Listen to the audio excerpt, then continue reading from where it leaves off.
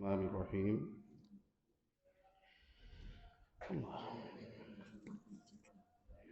رمضان المبارک کو پائیدار بنانے کی راہوں میں سے ایک راہ کی طرف آج کی مجلس میں یاد دہانی کراتا ہوں۔ وہ یہ ہے کہ نیکی کے کام کی سفارش کیا کریں۔ کتنے ہی کام ایسے ہوتے ہیں کہ جو ہمارے کرنے کی طاقت میں نہیں ہوتے، لیکن اگر ان کاموں کے حوالے سے ہم تھوڑی سی جستجو کر لیں، تگ و دو کر لیں، کوئی ذہن سازی کریں، کسی کو شوق دلا دیں، ترغیب دے دیں، تو اس کے ذریعے اللہ کا یہ خاص فضل ہو جاتا ہے کہ اس کام کی بنیاد پڑ جاتی ہے۔ میں ہمیشہ مثال دیا کرتا ہوں، برِ صغیر میں قرآن و سنت کی ترجمانی کے لیے دینی مدارس کے انعقاد کا رجحان نہیں تھا۔ پچھلے 100 سال پہلے اکا دکا کوئی مدرسہ تھا جس میں علم حدیث کو اس کی باریکیوں کے ساتھ، اس کے فنون کے ساتھ پڑھایا جاتا ہو۔ نتیجتاً صحیح العقیدہ گھرانوں کو مجبوراً اہل الرأی کے مدارس میں اپنے بچوں کو داخل کرانا پڑتا تھا۔ وہ مسلمان ہیں، لیکن ظاہر ہے نقطہ ہے نظر کا طالب علم پر اثر پڑتا ہے۔ یوں بہت سارے بچے وہ ان مدارس میں تعلیم حاصل کرنے کے دوران نظریے میں خلل کا شکار ہو جاتے تھے۔ ہمارے پاکستان کے ایک بزرگ تھے، صوفی عبداللہ صاحب، بڑا معروف نام ہے ان کا، مامو کانجن والے، جنہوں نے جامعہ تعلیم الاسلام مامو کانجن کی بنیاد رکھی۔ اللہ تعالیٰ ان کی مغفرت فرمائے، ان کی بڑی کرامتیں مشہور ہیں، بڑے اللہ والے تھے۔ انگریز کے خلاف جو جہاد فی سبیل اللہ ہوا، اس میں اس کے غازیوں میں سے تھے۔ یہ بات انہوں نے محسوس کی، ایک واقعہ ہوا، میں واقعے کی تفصیل میں نہیں جاتا، جس سے انہیں یہ لگا کہ ہمیں جیسے جہاد فی سبیل اللہ کے کام کی ضرورت ہے، ویسے ہمیں علی منہج سلف صالحین کے نظریے کی ترجمانی کرتے ہوئے، اہل السنہ کے عقیدے کی خدمت کرتے ہوئے، ہمیں دینی اداروں کی ضرورت ہے، جہاں ایسی کھیپ تیار ہو جو قرآن و سنت کی علی منہج سلف تفسیر کر کے قوم تک خالص اسلام پیش کرے۔ انہوں نے اس حوالے سے مشورہ دیا امیر جماعت کو،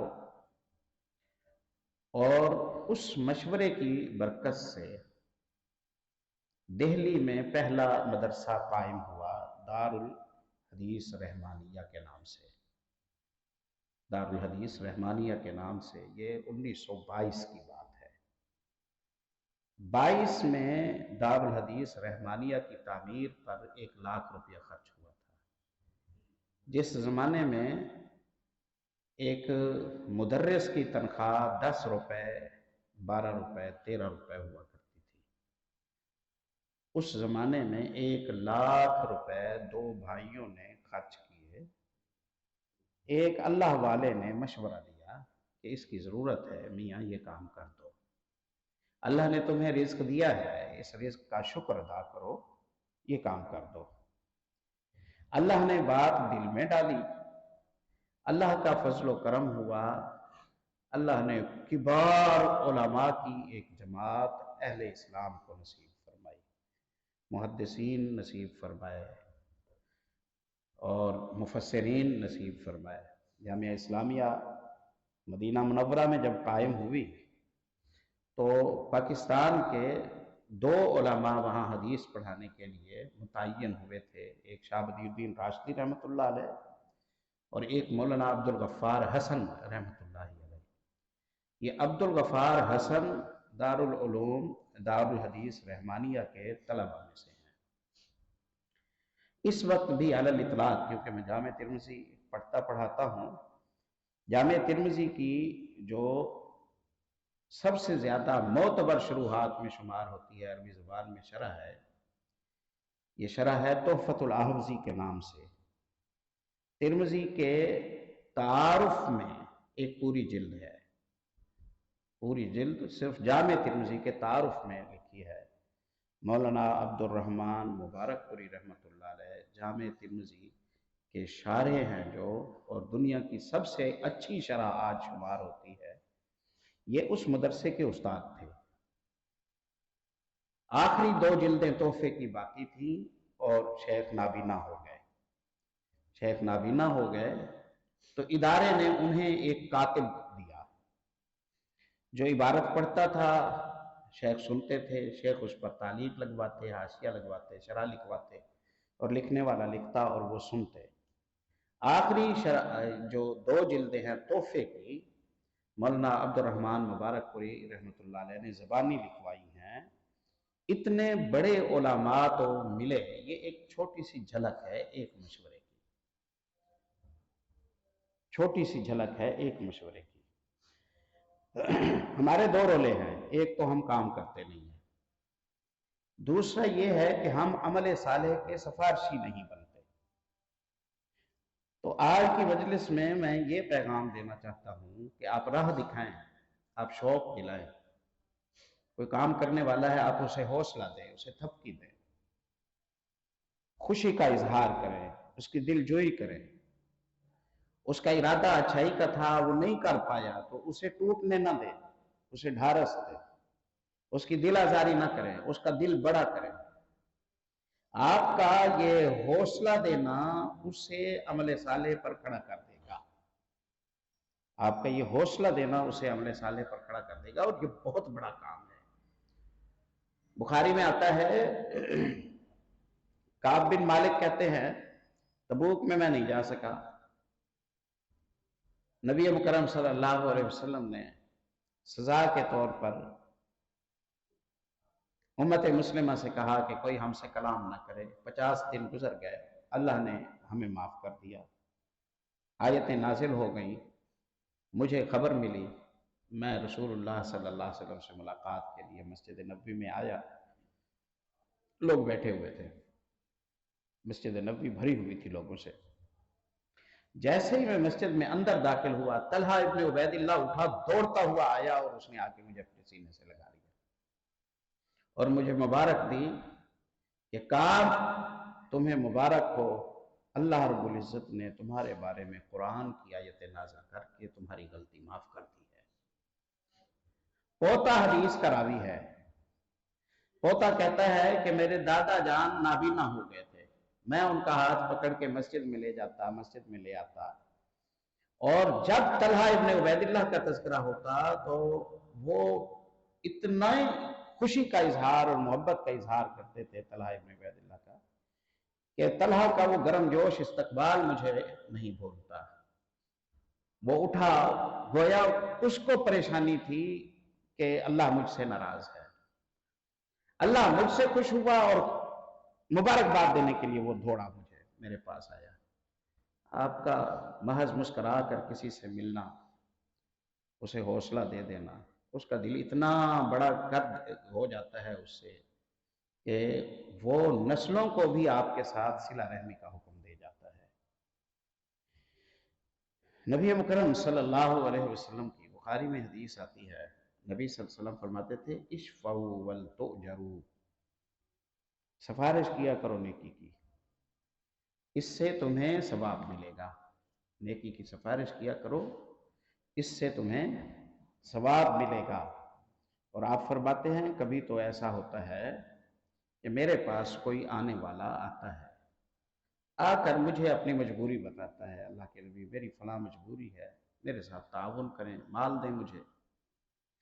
میں اس کی مجبوری کو دیکھتے ہوئے فیصلہ کر لیتا ہوں کہ ہاں اسے کچھ دوں گا، ہاں اسے کچھ دوں گا، لیکن میں رک جاتا ہوں، میں رک جاتا ہوں، یہ سوچ کر رک جاتا ہوں کہ اسے میں نے اس کے کہنے پر دے دیا تو اکیلا مجھے ثواب ہوگا، اس کی مجبوری جیسے مجھے نظر آ رہی ہے ویسے باقیوں کو بھی تو نظر آ رہی ہے، تو کوئی اور آئے آ کر مجھے سفارش کر دے اس کی اور کہے کہ اللہ کے نبی واقعی یہ حقدار ہے، آپ اسے دیں، صدقہ میں نے ویسے کرنا ہے، اکیلا مجھے ثواب ہوتا، کوئی سفارش کرے گا تو اسے ساتھ ثواب ہو جائے گا، تو میں سخاوت کرنا چاہتا ہوں اور اس انتظار میں رکتا ہوں کہ اس سخاوت کا کوئی مجھے اور مشورہ دے دے، کوئی اور مجھے مشورہ دے دے۔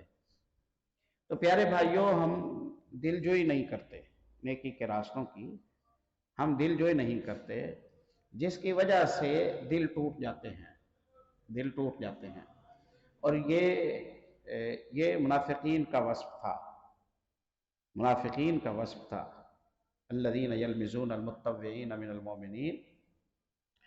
اللہ رب العزت فرماتے ہیں، انہیں جنگ تبوک کے لیے نبی صلی اللہ علیہ وسلم نے فرمایا کہ فنڈ دو، لوگوں نے فنڈ دیا، اب امیروں نے زیادہ لا کے دیا، تو کہنے والوں نے کہا کہ یہ ریاکار ہیں، دکھاوا کرتے ہیں، اور جن کے پاس کچھ بھی نہیں تھا، جن کے پاس کچھ بھی نہیں تھا تو وہ بازار چلے گئے اور سارا دن مزدوری کی، جھولی میں جاؤ بھر کے لے آئے اور آ کر رسول اللہ صلی اللہ علیہ وسلم کو دیا، تو انہوں نے جب وہ سیر دو سیر جو دیا تو وہاں کہنے والوں نے کہا، انہوں نے کہا کہ لو بھائی اب نہیں بچتا، اب رومیوں کی شامت آ گئی ہے، اتنی زبردست تیاری کر کے آیا ہے بندہ، اس نے مذاق اڑایا، جنہوں نے مذاق اڑایا اللہ رب العزت ارشاد فرماتے ہیں یہ ان کا مذاق اڑاتے ہیں، قیامت کا دن ہونے دو میں ان کا مذاق اڑاؤں گا، اللہ محفوظ فرمائے۔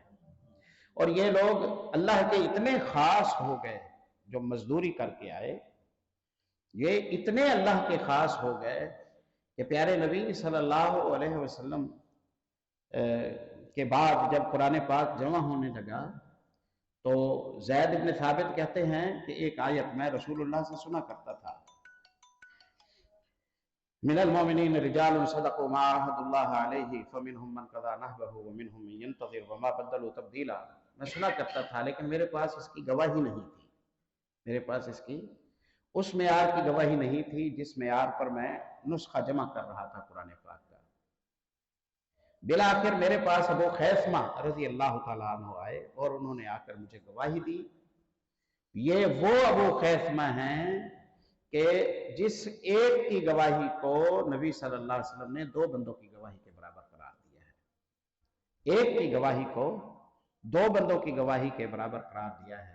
مورخین نے دو واقعے بیان کیے ہیں، ایک تو یہ کہ ابو خیثمہ کی دو بندوں کی گواہی اس اعتبار سے بنی کہ ایک دفعہ رسول اللہ صلی اللہ علیہ وسلم نے کوئی سودا کیا تھا، اگلا بندہ مکر گیا، اس نے کہا کہ گواہ لائیں، اب گواہ کون ہو، کوئی موقع پر موجود نہیں تھا، جب رسول اللہ صلی اللہ علیہ وسلم کو گواہ کی تلاش تھی تو یہ آئے اور انہوں نے کہا کہ میں گواہ ہوں واقعی محمد رسول اللہ صلی اللہ علیہ وسلم نے یہ سودا کیا، آپ نے فرمایا تم تو تھے نہیں، تو کہا اللہ آپ کا ضامن ہے اور اللہ کی ضمانت پر میں آپ کی سچائی کی گواہی دیتا ہوں، تو رسول اللہ صلی اللہ علیہ وسلم نے فرمایا اس ایک کی گواہی کو دو بندوں کی گواہی شمار کیا کرو۔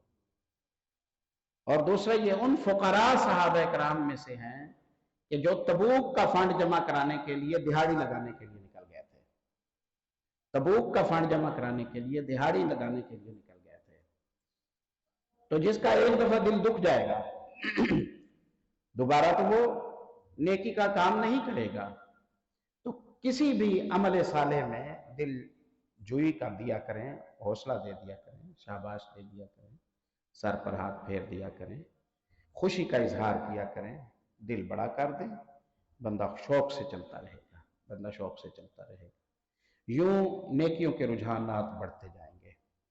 بخاری کتاب الایمان میں حدیث آتی ہے، سیدنا سعد بن ابی وقاص رضی اللہ تعالیٰ عنہ غالباً بیان کرتے ہیں، پیارے نبی صلی اللہ علیہ وسلم تشریف فرما ہے اور آپ صلی اللہ علیہ وسلم کے پاس کچھ سونا آیا، مجمع زیادہ تھا، سونا تھوڑا تھا۔ تو آپ صلی اللہ علیہ وسلم نے مجمع پر نظر ڈالی اور ایک بندے سے کہا کہ فلاں آؤ، وہ آیا، آپ نے کچھ سونا اسے دے دیا۔ میں سمجھ گیا کہ آپ کے پاس جو سونا ہے آپ نے بانٹنا ہے، اور سونا سب کو پورا ہونے والا نہیں ہے، اس لیے آپ دیکھ رہے ہیں کہ کون کون ہے جو کمزور ہے، اچھا بندہ ہے، اسے میں سونا دے دوں۔ میرے دل میں یہ خواہش تھی کہ اللہ کرے جعیر کو بھی آپ دے دیں۔ یہ سعد ابن ابی وقاص بیان کرتے ہیں، اللہ کرے جعیر کو بھی آپ صلی اللہ علیہ وسلم سونا دے دیں۔ اب دیکھیں، سعد ابن ابی وقاص کو بھی تو نہیں ملا، لیکن اپنی فکر نہیں ہے۔ میں دل میں سوچ رہا ہوں اللہ کرے جعیر کو مل جائے سونا۔ میری امید پر پورے نہ اترے رسول اللہ صلی اللہ علیہ وسلم۔ فلاں آ جاؤ، اسے دیا، فلاں آ جاؤ، اسے دیا، فلاں آ جاؤ، جعیر کا نام نہ آیا۔ میں آہستہ آہستہ آپ کے قریب آ گیا اور میں نے کہا اللہ کے نبی، جعیر پکا مومن ہے، جعیر پکا مومن ہے۔ آپ نے فرمایا مسلم کہو، آپ نے کہا مسلم کہو، یعنی تعریف میں مبالغہ نہ ہو جائے کہیں۔ یہ دل کی بات تو اللہ بہتر جانتا ہے نا۔ تو آپ سمجھ گئے کہ ساتھ سفارش کر رہے ہیں کہ جعیر کو بھی کچھ دیں، جب اچھا بندہ ہے اور آپ بانٹ ہی رہے ہیں تو اسے بھی دیں کچھ۔ لیکن آپ نے جعیر کو کچھ بھی نہ دیا۔ جعیر کو میں نے کچھ دیر انتظار کی کہ اللہ کرے دے دے، نہیں دیا۔ مجھ سے رہا نہ گیا، وہ پھر قریب ہوا اور میں نے کہا جعیر پکا مومن ہے۔ آپ نے پھر کہا او مسلمہ، مسلم کہو۔ مجھے میرا جملہ ٹھیک کرا دیا، میری مراد پوری نہ کی رسول اللہ صلی اللہ علیہ وسلم نے۔ تیسری دفعہ پھر میں قریب ہوا اور میں نے کہا اللہ کے نبی، انی ارا فلان مؤمنا، فلاں مجھے پکا مومن لگتا ہے۔ آپ نے کہا او مسلمہ۔ یہاں ٹھہر کر یہ پتہ چلتا ہے کہ سعد بن ابی وقاص کو گویا فکر لاحق تھی کہ ایک دفعہ سمجھانے پر سمجھ گیا لیکن بھول گئے، کیونکہ فکر پر مسلط تھے جعیر، اس لیے بھول گئے، پھر دوبارہ بھول گئے، پھر تیسری دفعہ بھول گئے۔ آپ نے اب بھی جعیر کو کچھ نہ دیا، میں افسردہ ہو گیا۔ آپ دیکھیں مومن کا دماغ دیکھیں، خود اسے کچھ نہیں ملا لیکن بھائی کو نہیں ملا تو یہ افسردہ ہے۔ آپ صلی اللہ علیہ وسلم نے فرمایا میں جسے دیتا ہوں اس کے ساتھ محبت کی نشانی نہیں ہے، اور جسے نہیں دیتا اس کے ساتھ نفرت کی نشانی نہیں ہے۔ میں دینی حالت دیکھتا ہوں، جس کے لیے دینا مناسب لگتا ہے میں اسے دیتا ہوں، اور جس کے ایمان، توکل، تقوی کی پوزیشن بڑی عمدہ ہے اس کے فقر میں، تو میں اسے خام خاص ہیٹھ بنا کر اسے آدھا کلو جو سونا اٹھا کر دے دوں، اور پھر وہ نمازوں میں بھی لیٹ ہونے لگ جائے اور پھر وہ روزے بھی چھوڑنے لگ جائے، تو اس سے بہتر یہ ہے کہ وہ فقیری میں رہے اور دینداری میں رہے۔ تو اس لیے میرے دینے نہ دینے سے تم یہ نہ سمجھا کرو کہ میں فلاں کو اچھا سمجھتا ہوں اور فلاں کو برا سمجھتا ہوں۔ میں مناسب جسے سمجھتا ہوں اسے دیتا ہوں، جس کے دین کے لیے، جس کی دنیا کے لیے مناسب مجھے لگتا ہے، اور جس کے لیے مناسب نہ لگے میں اسے نہیں دیتا۔ تو اس مجلس میں اس بات کی طرف توجہ دلانا چاہتا ہوں کہ آپ نیکی کے معاون بن جائیں۔ تعاونوا علی البر والتقوی ولا تعاونوا علی الاثم والعدوان۔ دنیا میں جتنے بڑے کام ہوئے ہیں، یہ جتنی بڑی شخصیات آپ تصور کر سکتے ہیں، کسی کو بھی سامنے رکھیں، ان کی اچھی کارکردگی کے پیچھے کوئی نہ کوئی عمل صالح ہے، کوئی بندہ نیک ہے۔ مولانا ثناء اللہ ابوالسری رحمۃ اللہ علیہ بچپن میں یتیم ہو گئے تھے، بیوہ اماں نے انہیں کشیدہ کار کے پاس بٹھا دیا کہ بیٹے جاؤ کچھ روٹی روزی کا بندوبست کر کے آؤ۔ 10-12 سال کا بچہ ہے، کام کر رہا ہے۔ ایک بابا جی آئے، کوئی کام مرمت کرانے کے لیے، کپڑے کو رفو کرانے کے لیے آئے۔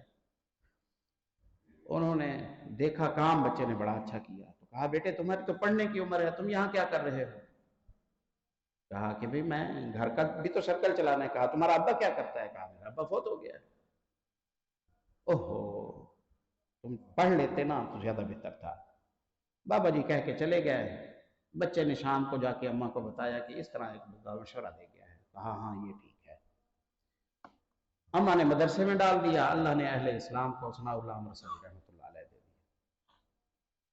آپ نے دیکھا ہے ایک بندے کی تھوڑی سی توجہ دلانے سے امت مسلمہ کو اتنا بڑا انعام مل گیا۔ قرآن اسی طرح جمع ہوا۔ حذیفہ بن یمان رضی اللہ عنہ نے دوسری دفعہ مشورہ دیا تھا، اس حالت میں جو قرآن کا نسخہ امت مسلمہ کے پاس ہے یہ حذیفہ بن یمان کا مشورہ تھا۔ اور 7 قراتوں پر جو جمع ہوا ابو بکر رضی اللہ عنہ کے زمانے میں، وہ عمر ابن خطاب رضی اللہ تعالیٰ عنہ کا مشورہ تھا، وہ عمر ابن خطاب رضی اللہ تعالیٰ عنہ کا مشورہ تھا۔ تو گویا راہ دکھانے سے ہی آپ انقلابی کام کر سکتے ہیں۔ راہ دکھائیں، جو چل رہا ہو اسے حوصلہ دیں، اس کے پشتبان بنیں، اس کی دل آزاری ہرگز نہ کریں، اس کا مذاق نہ اڑائیں، اس کے رزلٹ کو نہ دیکھیں، خلوص کو دیکھیں۔ آپ معاون رہیں گے، آپ سفارشی رہیں گے، تو امت مسلمہ کھلے دل کے ساتھ چھوٹا عمل یا بڑا عمل جو کرنا چاہے گی وہ کر سکے گی۔ اور اگر ہم ہنسنے مسکرانے لگ گئے، ہم دل توڑنے لگ گئے، ہم نے سفارش کرنا چھوڑ دی، تو آہستہ آہستہ نیکی کا رجحان ختم ہو جائے گا۔ اللہ تعالیٰ عمل کی